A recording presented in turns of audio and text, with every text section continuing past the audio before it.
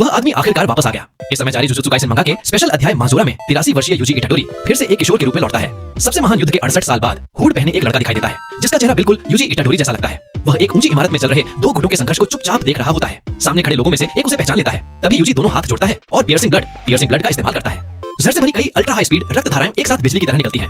अब बताओ किसने कहा था कि 3 महान परिवारों और कामो परिवार की ब्लड मैनिपुलेशन तकनीक बेकार है। यूजी के पियर्सिंग ब्लड के वार विरोधियों की कलाई और पैरों पर बेहद सटीकता से लगते हैं। वह जानबूझकर उनके शरीर के किसी भी घातक हिस्से को नहीं छूता क्योंकि उसका मकसद उन्हें मारना नहीं बल्कि रोकना होता है। कुछ ही पलों में पूरा भवन खून की ऊर्जा से भर जाता है। इस तकनीक का प्रदर्शन इतना जबरदस्त है कि यकीन करना मुश्किल हो जाता है। उसी क्षण कथावाचक सीधे उसका नाम पुकारता है, यूजी इटाडोरी।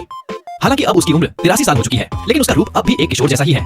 अब तुम्हारा सामना उस योद्धा से होने वाला है जिसने 68 वर्षों तक अपनी शक्ति को संजो कर रखा है। अनंत black flash, soul slash, domain expansion, reverse cursed technique और ब्लड मैनिपुलेशन, जिसकी क्षमता श्रापों के राजा रयोमेन सुकुना के बराबर मानी जाती है। जिसका शरीर कभी स्पेशल ग्रेड श्राप से भी कमजोर था, लेकिन जो अब 85 साल की उम्र में भी एक हाई स्कूल एथलीट जैसी ताकत रखता है। दाबुरा